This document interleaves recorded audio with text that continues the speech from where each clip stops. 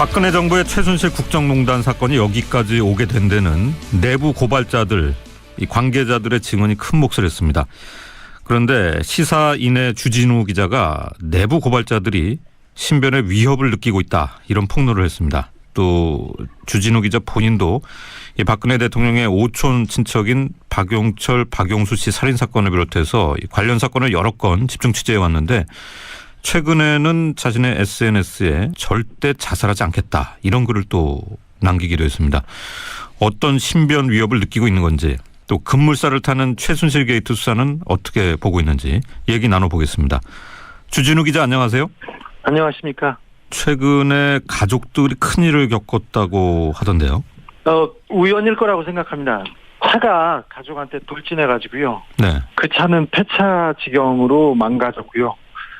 집에 있는 분이 굉장히 놀래서 가슴을 쓸어내리고 있는 상황입니다. 그런데 그날이 이 박지만 회장의 비서분이 숨진 것으로 확인된 그날이었던 것 같은데 맞습니까? 네네. 전 그 소식을 듣고 경찰서하고 병원에 취재를 가는 길이었었는데요. 네. 가족은 그렇게 좀 그런 일이 있었습니다. 그럼 SNS에 이제 자살하지 않겠다, 이런 말을 남기신 것도 뭐 그런 일련의 분위기와 관련이 있는 겁니까?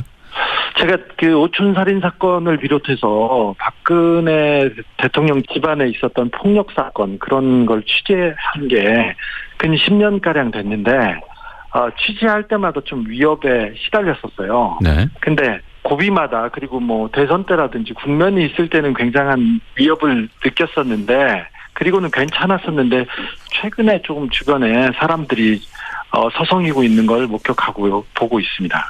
제가 그 사람들을 쫓아가 보기도 하고 이렇게 찾아보는데 조금 정상적이지 않고 평범한 일은 아닌 것 같습니다. 네. 이번에 이제 숨진 채 발견됐던 그 박지만 이지 회장의 수행 비서분이요. 네. 이분은 잘 아는 분입니까? 저는 잘 알고요. 그분도 저를 잘 아는데 서로 얘기를 하거나 그런 사이는 아닙니다.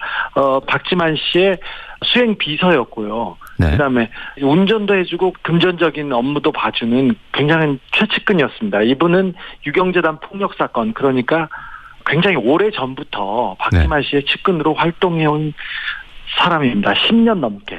사실 이분의 죽음으로 인해서 다시 또 크게 관심을 받은 것이 역시 오촌 조카 살인 사건인데요. 네.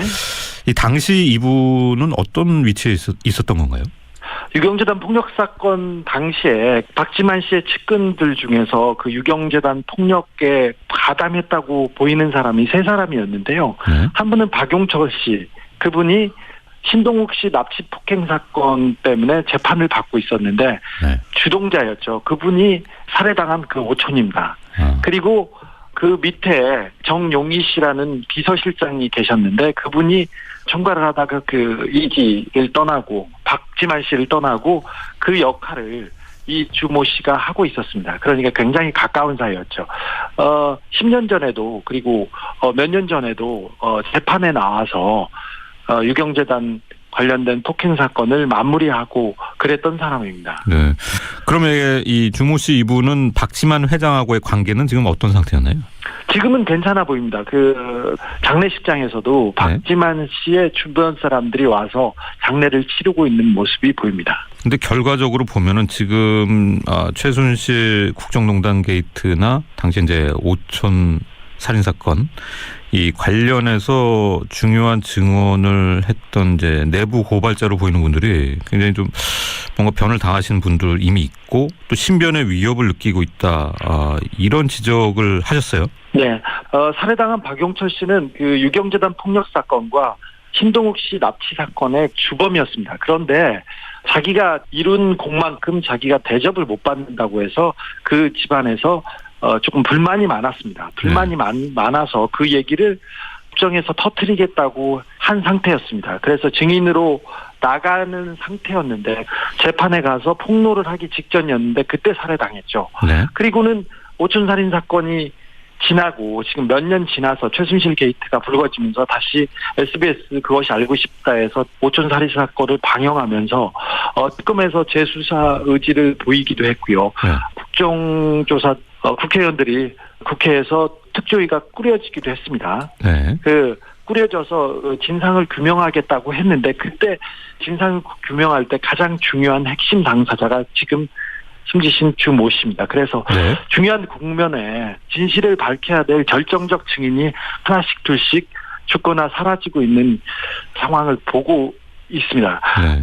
박용철 씨가 살해당한 날 같이 있었다고 하는 황 모 씨, 그러니까 박용수, 박용철, 황 모 씨 이 세 분이 마지막까지 같이 있었다고 했는데 네. 모두 숨진 채 발견됐습니다.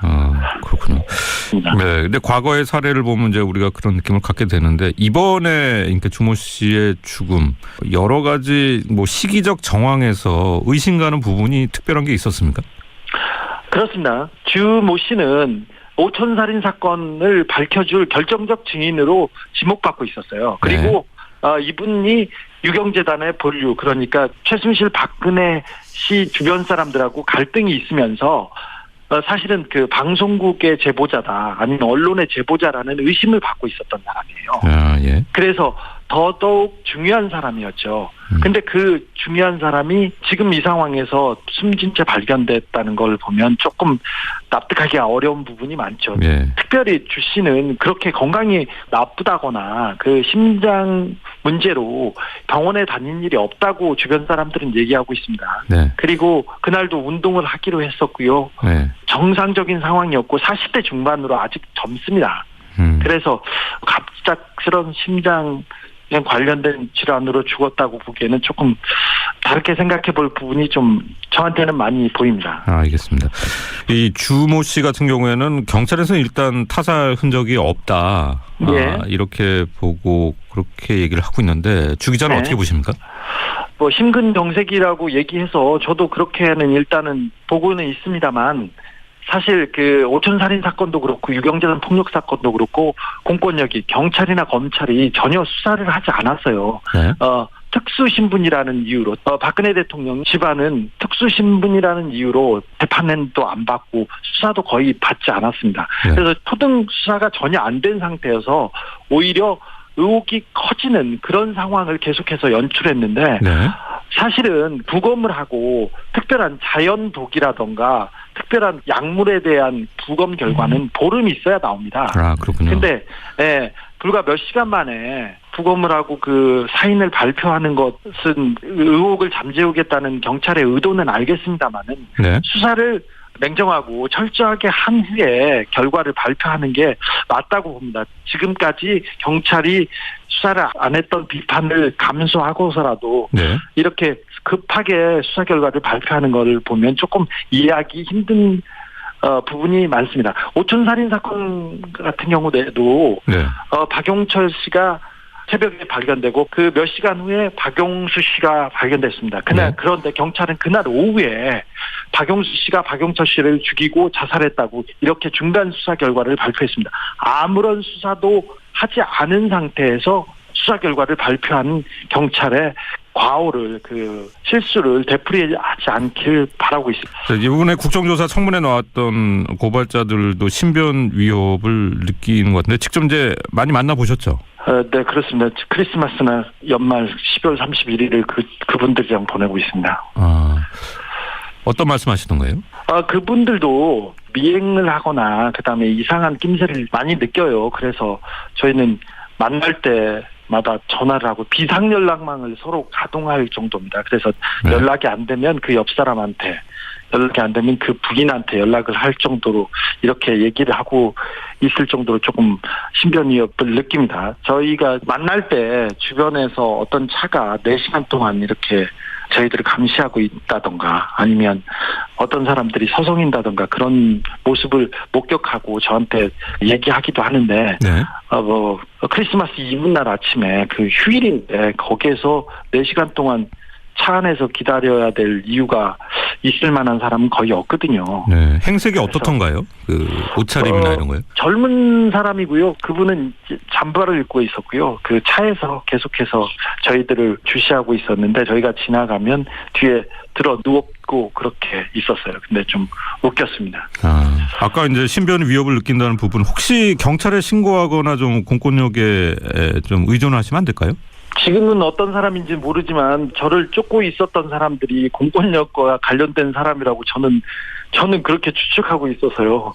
그래서 제가 말한다고 이렇게 달라지지 않으리라고 생각합니다. 그래서 그냥 저는 제가 잘 지키려고 합니다. 그렇습니다.